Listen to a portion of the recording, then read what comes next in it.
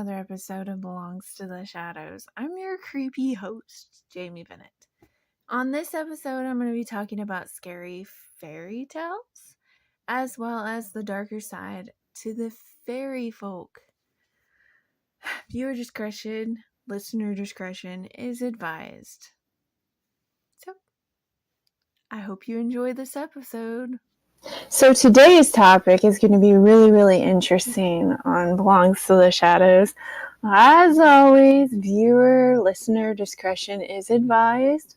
A lot of us have grown up with fairy tales, and if you dive deeper into these fairy tales, you'll realize that some of our beloved fairy tales from our childhood have a darker side to them. So I'm going to be telling you some scary fairy tales, and I'm going to give you a closer, deeper look at some of our beloved fairy tales that we've grown up with as children, and let you see the more disturbing side to these fairy tales. I love Grimm's fairy tales because they're not all sparkly and happy and shiny. I think that, I like the darker fairy tales because it's more truthful. Like it's more in depth. There's more of a storyline there. I always said that if I would ever get to play a part in a movie or a TV show, I would always want to be the bad guy, because it seems like the bad guy or the bad person in the TV show has more depth to them. So here we go. I'm getting this from people.howstuffworks.com/10 dark fairy tales.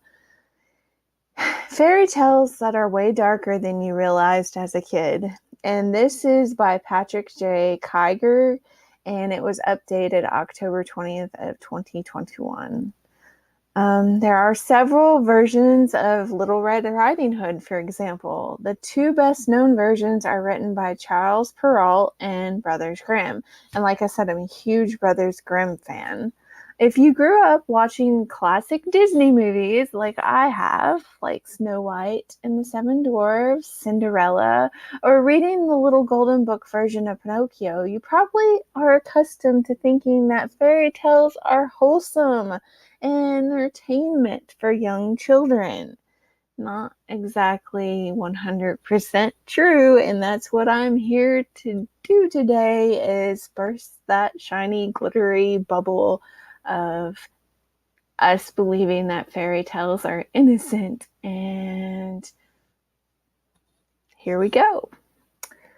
It may come as a shock to you all, knowing that Snow White, again, as an adult, and realizing this is a bit macabre. For example, think about this. The jealous queen orders the huntsman to kill Snow White. That's not pleasant. That's not all sparkly and happy. She demands that he bring back the girl's heart in a jewel box as evidence of the violent deed. Oh, wow. And that's just relatively the sanitized Disney-fied version. In the early 19th century version, however, published by the German brothers Jakob and Wilhelm Grimm, the queen wants to devour Snow White's lungs and liver. The original versions of most of these fantasy stories are filled with plot twists that belong in a modern slasher film. In part, that could be because fairy tales didn't start out as children's stories. Imagine that. Isn't that interesting?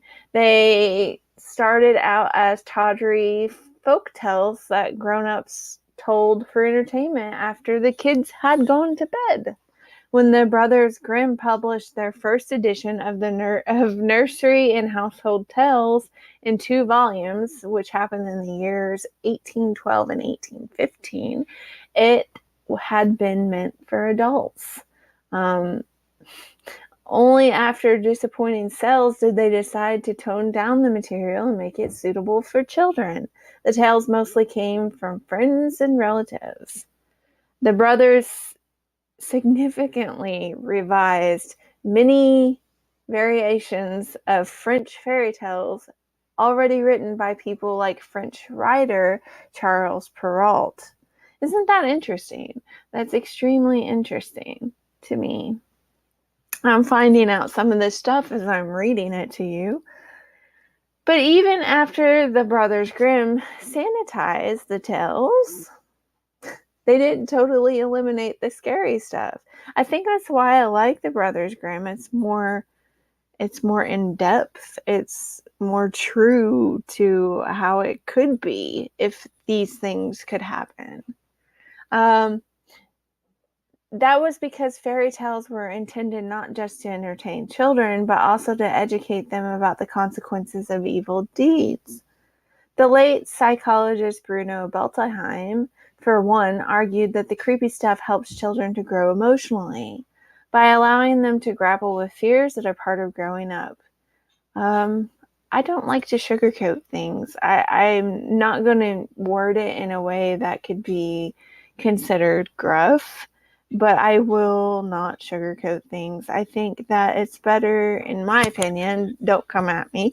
This is just my opinion, but I think it's better for children to know the facts of life. Like when my cat Phoenix passed away, my beloved Phoenix, she was my daughter's therapy cat. And, my daughter was still like relatively young when Phoenix passed away. And I didn't sugarcoat her death by saying, oh, she's just sleeping. I said it like it is. I said she got really, really sick and she died. And, we're not going to see her again. Like, I don't think it is healthy to sugarcoat things. I think that kids need to know the reality of things, but word it in a way that, is caring. Word it in a way that's not so blunt. Try to be appropriate with your wording and try to handle it in a suitable fashion. When you think back to the 1940 Disney version of the film Pinocchio, or their version of Pinocchio, you probably remember the puppet's nose growing to indicate that he was lying. And his cute little pal, Jiminy Cricket, who would sing the movie's most memorable song, When You Wish Upon a Star. Time magazine critic Richard Corliss notes that the movie also taught, and this is in quotations, the movie also taught moral lessons in the most useful way by scaring the poo out of the little ones. The script emphasizes, for example, the dangers of running away from home and falling into the clutches of an evil adult. A kidnapper, Stromboli, tells Pinocchio, when you grow too old, you will make good firewood. But the film's source material, an 1883 story by Carlo Collodi, is even more disturbing. When Pinocchio is teased about his wooden head by his cricket companion, the enraged puppet throws a hammer and kills him. So yes, fairy tales have a deeper, darker side than we have grown to know and love.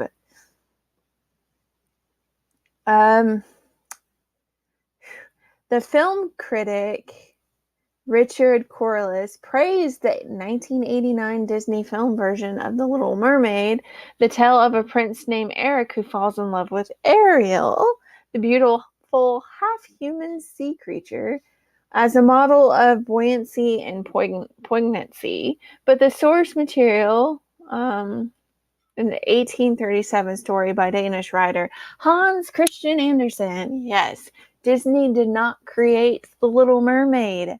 If you are a huge Little Mermaid fan, you really, really, really need to read Hans Christian Andersen's version of The Little Mermaid.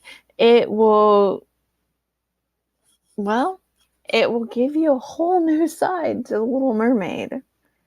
It is considerably darker, and I think that that's why I like it, because like I said before, the darker version is more raw, it's more original, and it's more in depth.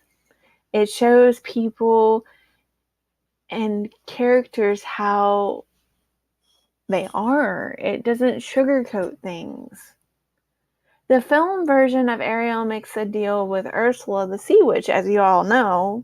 Ariel trades her voice to be able to have legs and walk on the land. So, the Sea Witch converts Ariel temporarily into a human being in exchange for her singing voice, like I had just said, which the witch puts inside a seashell. In Anderson's telling, however, the witch silences the Little Mermaid by cutting off her tongue. And unlike the movie, the original story doesn't end happily ever after. Instead, the Little Mermaid loses her prince to a human bride and smiles at him one last time as she and her sisters rise slowly to heaven.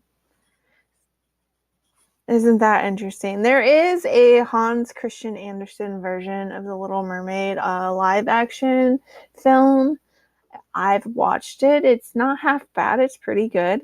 I I hate to say this, but I think I like it better than like the Disney version, just because it's more raw and it's more true to the original.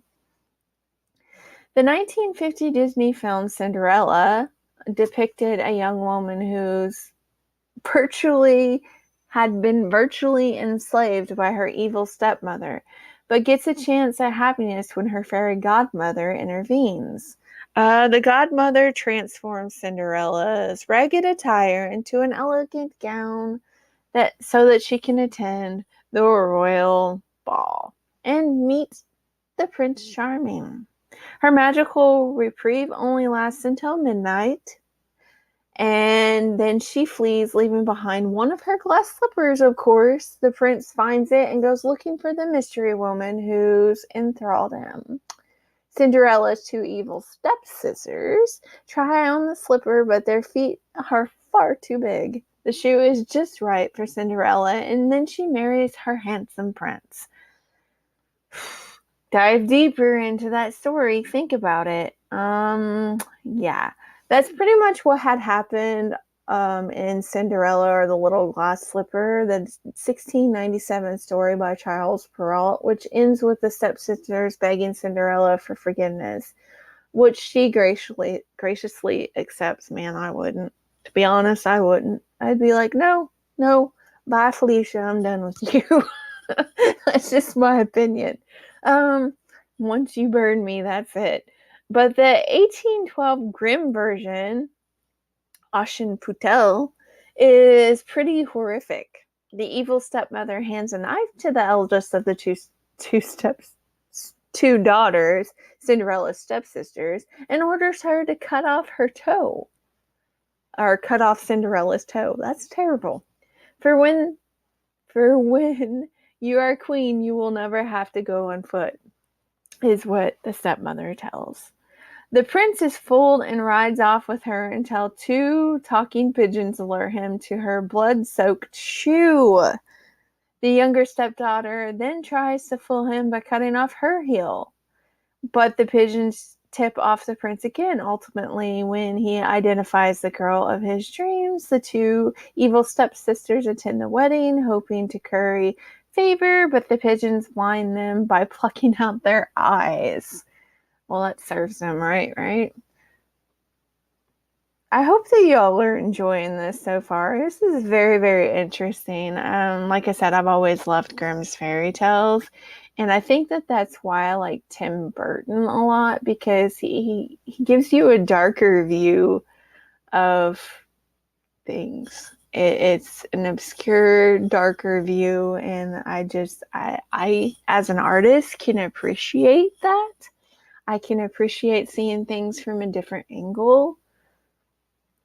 There have been many versions of the vulnerable story through the ages. This is Little Red Riding Hood. So yes, there has been many different versions of this story, but all with the same basic storyline. A girl in a red cloak, of course, traveling through the woods to deliver food to her ailing grandmother, and she meets a hungry wolf. After the wolf urges her to spend some time picking flowers for Grandma, he races ahead to beat her to her destination. There he eats the grandmother, dresses up in her clothing, and lies in wait for Little Red Riding Hood. In the Grimm's fairy tale version, of course, Little Red Cap, Little Red Riding Hood is also devoured by the wolf. But she and her grandmother are then rescued by a hunter who arrives just in the nick of time. Instead of shooting the wolf, he cuts his belly open with a pair of shears, and the girl and her grandmother miraculously emerge unscathed. Now, growing up, that was the version of the story that I heard. I didn't hear the other version. So maybe that's why I can appreciate Grimm's fairy tales so much. Yeah. At least there's a happy ending in Charles Perrault's version, which he intended as a warning to young women to avoid sexual predators. He simply allows the flirtatious Little Red Riding Hood to be eaten. Hansel and Gretel. I've always found this story to be completely disturbing. Just think about it. I mean, hello. If you're a fan of Hannibal Lecter, the cannibalistic serial killer, and The Silence of the Lambs, of course, then the German fairy tale of Hansel and Gretel will be right up your alley. It features a villain who is very, very creepy, and equally so to the villain Hannibal Lecter, and perhaps even more insidious. A seemingly kind old woman who lives out in the middle of nowhere in the woods in an edible gingerbread house with candy. She uses that to ensnare children so that she can kill them, cook them, and eat them. Though, in fairness, she at least doesn't boast of dining upon their livers with fava beans and nice Chianti. In the Brothers Grimm 1812 version of this story, she decides that Hansel would be the more succulent child and locks him up in a cage and fattens him up while starving his sister Gretel. Eventually, though, the witch decides to eat them both anyways, but is outsmarted by Gretel, who, at the most opportune moment, pushes the witch into the oven and burns her to death. So, yeah. I've always seen that story to be, very mean-natured. I've never seen that story as, like, a kind fairy tale. I've never seen it as a good story to tell children. So here we go with Snow White and the Seven Dwarfs. This one's disturbing if you think about it as well.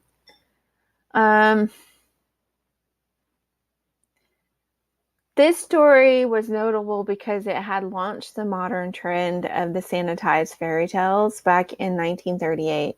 The animator, Walt Disney, decided to make the Brothers Grimm story, Little Snow White, into his first full-length movie. Naysayers, including his very own wife, Lillian, had tried to talk him out of it, warning that adults wouldn't sit through a musical featuring a bunch of bearded dwarves. But he had trusted his gut, borrowed $1.5 million to make it. And as it had turned out, Disney was right. The Depression-era audience in need of uplifting flocked to the movie theaters to see the beautiful tale of a young woman who bests a villainous queen and captures the heart of a handsome prince. And then the movie became a huge hit. While Walt Disney kept the Brothers Grimm macabre heart-in-a-box angle, he did omit some even grislier details. In their version, for example, Snow White's evil stepmother is invited to Snow White's wedding, where the guests heat a pair of iron shoes on the burning coals. She's then forced to step into the red-hot footwear and dance in agony until she falls down dead. This tale, originally told in print by the brothers Grimm, a miller lies to the king, telling him that his daughter can spin straw into gold. I remember that fairy tale. The king locks her up in a tower. This is Rumpelstiltskin, by the way. I guess I should mention that. The king locks her up in a tower filled with straw and demands she spin the straw into gold by morning or else. Then she, of course, cannot spin straw into gold, but suddenly an imp-like creature named Rumpelstiltskin appears. In exchange for her necklace, he spins her straw into gold. This exchange continues until Rumpelstiltskin eventually demands her first child. Its enduring popularity is pretty remarkable, considering that the story of a creepy little man who tries to steal a child for who knows what unsavory purpose. So it's pretty popular considering that that's what it's about. Rumpelstiltskin, who has magical powers, transforms the humble miller's daughter into a queen. In exchange, of course, for the promise of her firstborn child to him.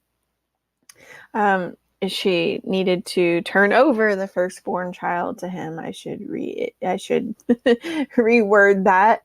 Yeah, so that's disturbing. When he comes to collect her, only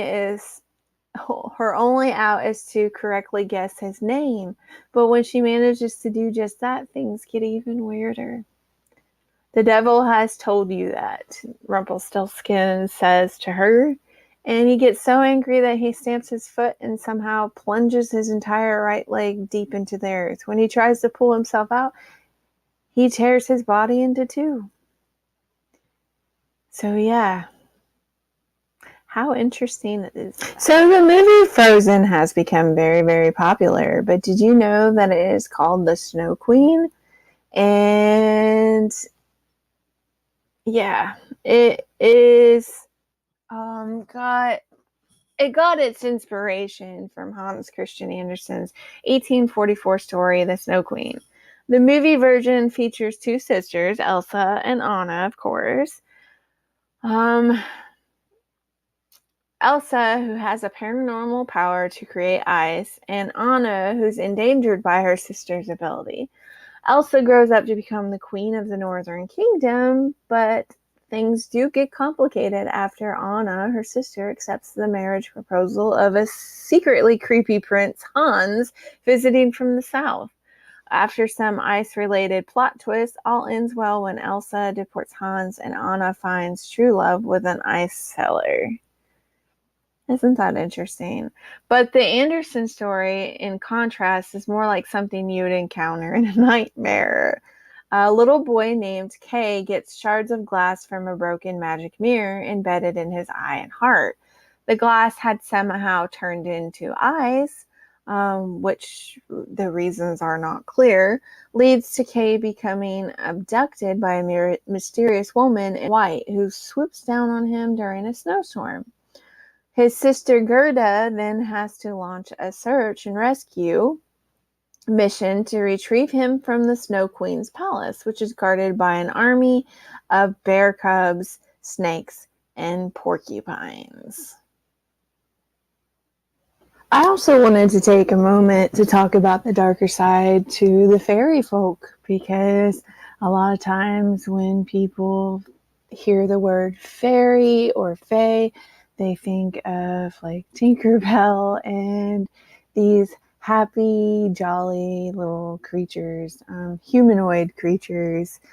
So I'm going to be reading this from the website ancientorigins.net/myths/legends Europe/fairies. The darker side of Irish fairy lore, when encounters turn dangerous. This was updated March 9th of 2019 by David Halpin. When we think of fairies, Many of the more popular fairy tales tend to have almost playful nature. Like I said, you think of Tinkerbell a lot of times, but that would be wrong to assume that this means that fairies are always benign. Many accounts within Irish folklore, however, describe people who have had much more disturbing fairy encounters, and those who speak of these experiences are often traumatized by what has happened to them. That's just providing that they recover enough to even speak about it, because meeting the fairy folk can lead to abduction, madness, and even death. We do hear of warnings, of course. Don't step into the fairy circle, whether it be a ring of mushrooms or even an ancient group of stones. Sometimes, though, people actively seek to enter the land of the fairies and deliberately visit a place associated with the good people in order to commune or seek gift of some sort. An example of a place is called the Ring of Wrath on the Wicklow-Carlisle border. This ancient site has two main attributes supposedly connected to the power of fairies. That's interesting. The first thing is that a couple who cannot conceive can visit the wraith at certain times of the year and ask the fairies for help. This can also be the case for a person seeking to marry. They can make a request to the fairies and the ancestor spirits of the place, and it is said that if their wish is granted, they will be married within a year, providing the ritual has been done correctly. The second fairy gift associated with the Ring of Wraith is if a musician can sleep there overnight during one of the ancient pagan festival dates, and when they awake, they will receive the gift of otherworldly musicianship. At a price, of course. There's always a price. But these are not the traumatic experiences that the author alluded to the start of the article. When a person or even a child goes missing, or there are repercussions which manifest in the local folklore and attitudes to the fairies. One of the examples was a case from Wicklow County when a young girl vanished for 3 days. The whole community searched high and low for her, looking in fields, ditches, and woodlands, to no avail. And when the girl finally reappeared, she told her parents that she had been taken away by tiny men in red. The girl managed to overcome her ordeal, but the site of the abduction was recorded by the locals and preserved so that nobody else suffered the same fate. Can only imagine the distress and anguish of parents looking for a child or a family member. The whole community comes together to look for the missing person, but they also recognize the ancient danger of straying into a place associated with fairies. And that fear informs their behavior going forward. In fact, when someone claims to have returned from a fairy realm, because there seem to be more than one realm, imagine that, their lives are often changed forever just by recounting what has happened to them. There's another famous example of an Irish fairy abduction. A woman went missing overnight, and when she was returned, she told those who had been searching for her that she was in lovely cities and saw lovely women who bowed to her. There seems to be a tantalizing parallel to more contemporary UFO abductions in that encounter, as the woman was describing a more technological advanced destination than the area of rural Ireland where she initially encountered the fairies. Other researchers, such as Jacques Vallée, had commented upon these similar motifs. In the past, indeed, the description of the inside fairy mounds being artificially lit, as mentioned in the book The Secret Commonwealth by a 17th century folklorist Robert Kirk, should give us pause for thought when considering similar encounters with spirit beings from around the world. While those particular experiences do not seem to be traumatic as such, the reputation of the woman seems to have been irrevocably damaged based on how she was then seen by her neighbors. That is often the matter. It's often the case in many darker fairy encounters that are less well known, simply because people are very often reluctant to speak about such things.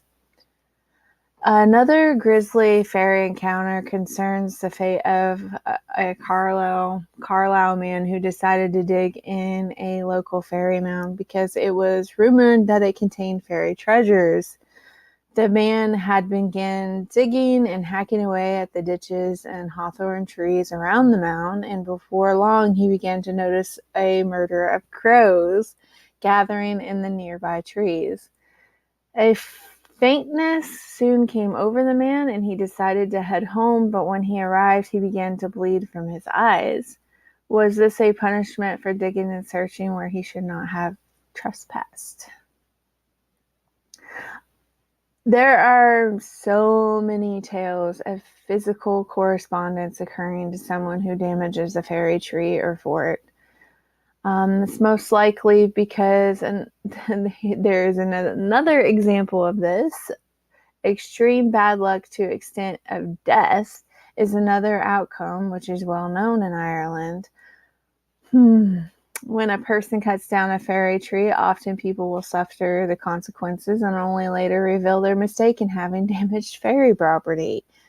That is not only because people are afraid of what others will think of their beliefs, but also because the person has now witnessed the consequences of disrespecting a fairy place and knows to avoid punishment may bring even more wrath down upon them.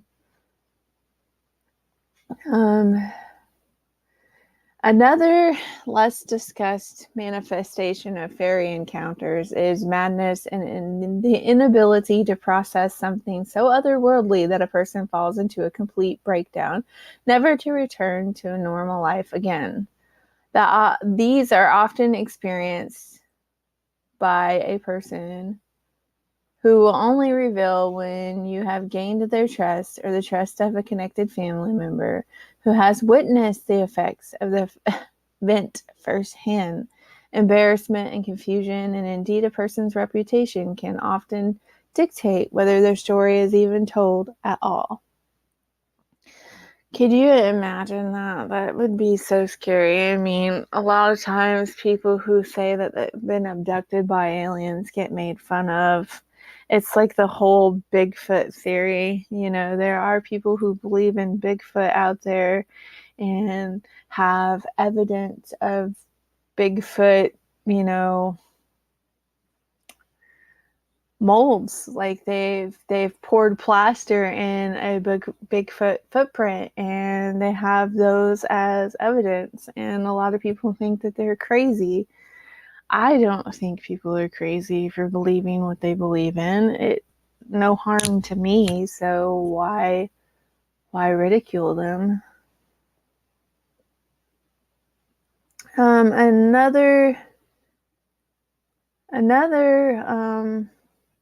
Well, many times the surrounding strangeness of the events manifests phenomena which simply can be processed without shattering an existing worldview. They often sit outside any rational explanation, and this is why they end up discarded. Like I said, the Bigfoot theory. There is an Australian writer named Joan Lindsay who describes similar experiences in her childhood, which led her to write her novel Picnic at Hanging Rock. In this case, perception, time, and the other world all converge to create a classic fairy experience without the usual fairy terminology. It was finally an example of the darker aspect of fairy encounters. In this account from the Irish Folklore Archives demonstrates the upset and confusion which many feel before they can even speak about what they believe happened to them. In many cases, in this case, a family happened to live close to the ancient fairy fort, and one morning, as a woman is using a spinning wheel, she notices a tiny person standing by the door of the house. When the woman stood up and walked to the door to investigate, she was taken away by a group of small people. When the family finally had arrived home and they noticed their aunt had vanished, they searched everywhere in the vicinity but found no sign of her. They searched the drains, the ditches, and even the fairy fort itself. It was on the third day of her disappearance that one of the family was walking by the fort when they saw the aunt kneeling next to it.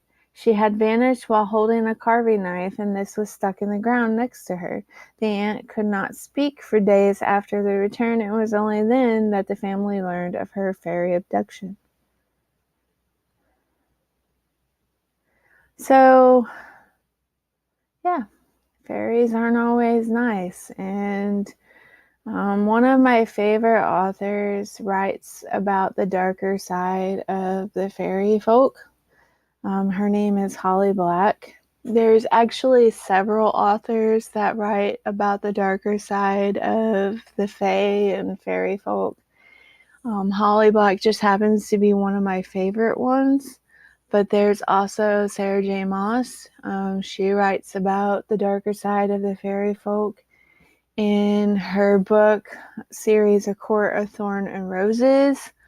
In A Court of Thorn and Roses, I've read pretty much that whole series. I think I have one more book to read in that series. And then she has branched off into an extension of that series where she is writing about a particular realm in the series. But yeah, there's several authors that write about the darker side of fairy. Another one is Julie Kagwa. She wrote a fairy series called The Iron Daughter. It's a really good series. You should check it out. But Holly Black has to be among my favorite author. I love how she writes her stories. It's kind of, think of a Tim Burton type of author. She